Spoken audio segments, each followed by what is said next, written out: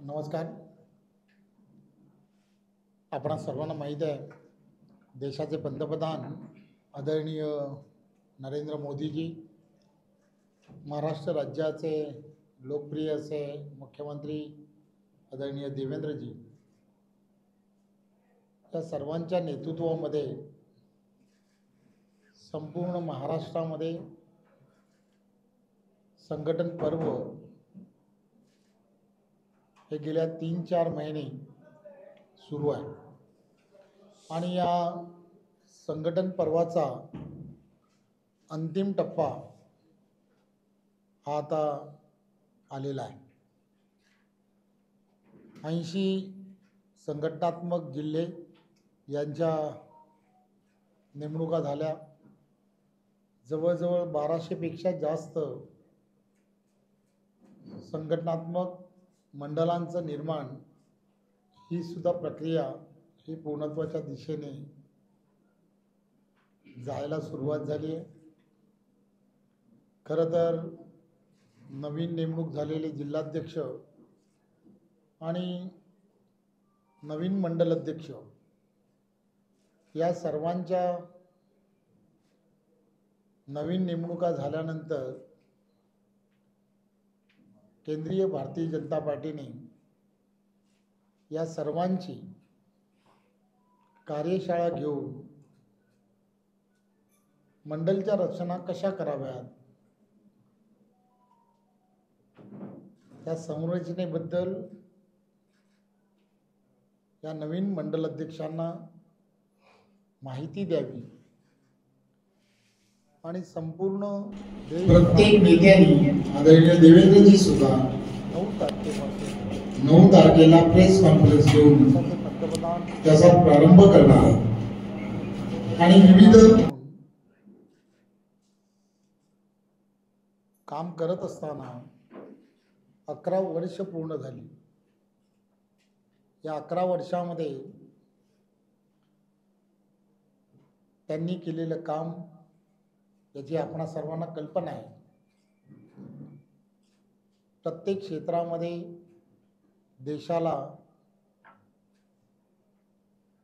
उंचीवरती नेण्याचं काम हे देशाचे पंतप्रधान करतायत. अर्थव्यवस्था ही 4थ्या स्थानावरती आली आहे. लवकरच ती 3ऱ्या स्थानावरती पोहोचणार आहे. प्रत्येक क्षेत्रामध्ये, मग ते इन्फ्रास्ट्रक्चर असेल,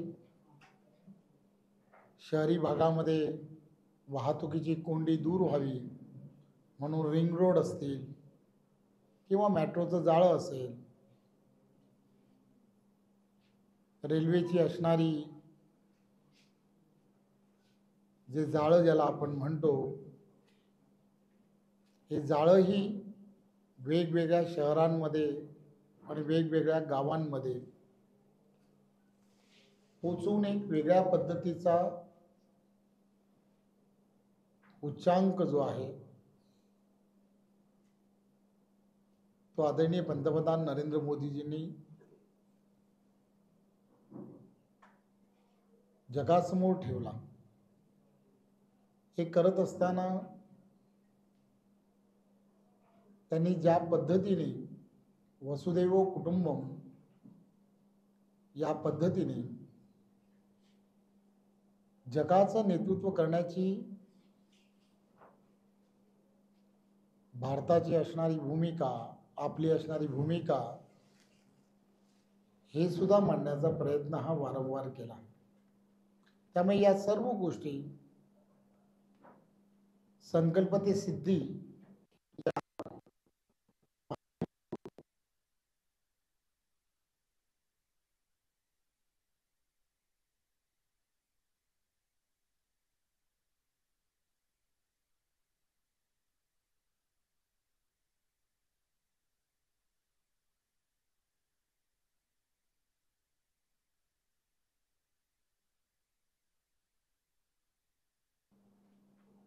देशाला प्रगतीपथावरती नेण्याचं काम सरकारने, केंद्रातल्या आणि राज्यांनी केलं.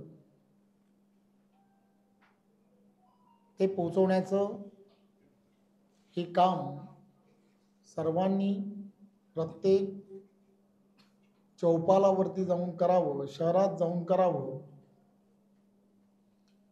प्रत्येक नेत्यांनी, आदरणीय देवेंद्रजी सुद्धा 9 तारखेला प्रेस कॉन्फरन्स घेऊन त्याचा प्रारंभ करणार आहेत. आणि विविध भागातील असणारे नेते मंडळी हे त्या ठिकाणी प्रेस कॉन्फरन्स घेऊन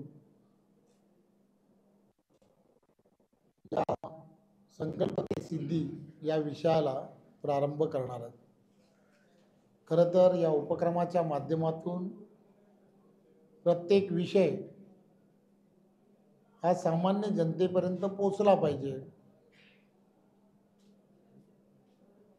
सामान्य जनतेला हे लक्षात आलं पाहिजे की प्रत्येक क्षेत्रामध्ये केंद्रातलं सरकार आणि राज्याचं सरकार हे सामान्य माणसासाठी कशी भूमिका घेऊन काम करत आहे ते सांगण्याचा प्रयत्न या येणाऱ्या काळामध्ये करायचा आहे. हे करत असताना कालच जागतिक पर्यावरण दिन च्या निमित्ताने येणाऱ्या पूर्ण 15 ऑगस्टपर्यंत सरकारी कार्यक्रम असेल त्याच्या प्रारंभी किंवा शेवटी किंवा आपल्या स्वतःच्या कोणत्याही कार्यक्रमांमध्ये वृक्षारोपण करावं. एक पेड़ माँ के नाम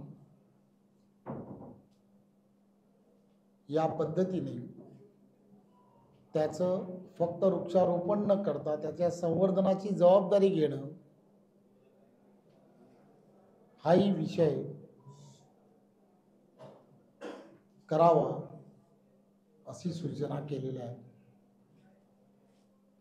21 तारखेला 21 जूनला जागतिक योग दिन आहे. त्या जागतिक योग दिनाच्या निमित्ताने 17 तारखेपासून येणारा पुढील काळ प्रत्येकाने वेगवेगळ्या NGOज असतील, योग शिक्षक असतील, यांना सर्वांना एकत्र घेऊन वेगवेगळ्या ठिकाणी योग शिबिर घेऊन सामान्य जनतेच्या मनामध्ये योगाभ्यास हा जीवनासाठी किती आवश्यक आहे, त्याने आरोग्याला होणारे फायदे काय आहेत, या सगळ्या गोष्टी पटवून सांगण्याचं काम करावं असंही सूचना या करण्यात आल्या. आपणा सर्वांना माहीत आहे आणीबाणीला किंवा त्या काळाला आता 50 वर्ष पूर्ण झाली. काँग्रेसचं त्यावेळच्या गव्हर्नमेंटने ज्या पद्धतीने संविधानाचा अपमान केला आणि 1.5 लाखापेक्षा जास्त त्यावेळेला काम करत असणाऱ्या समाजसेवकांना त्यांनी तुरुंगात टाकलं, याची कडू आठवण किंवा या सर्व गोष्टी लोकशाहीचा त्यांनी त्यावेळेला घोटलेला गळा, या सगळ्या गोष्टी सामान्य माणसाला आठवण करून देणं आणि तो दिवस काळा दिवस म्हणून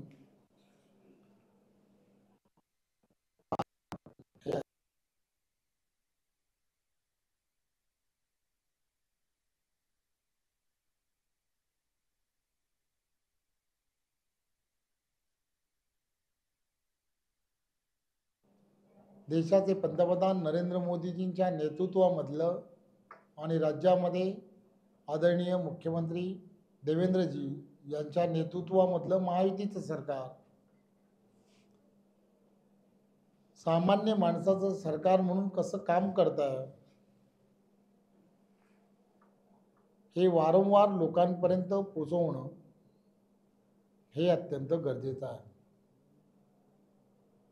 सातत्याने महाराष्ट्रातील असणारं देवेंद्रजींच्या नेतृत्वातलं महायुतीचं सरकार ऐतिहासिक निर्णय घेत आहे.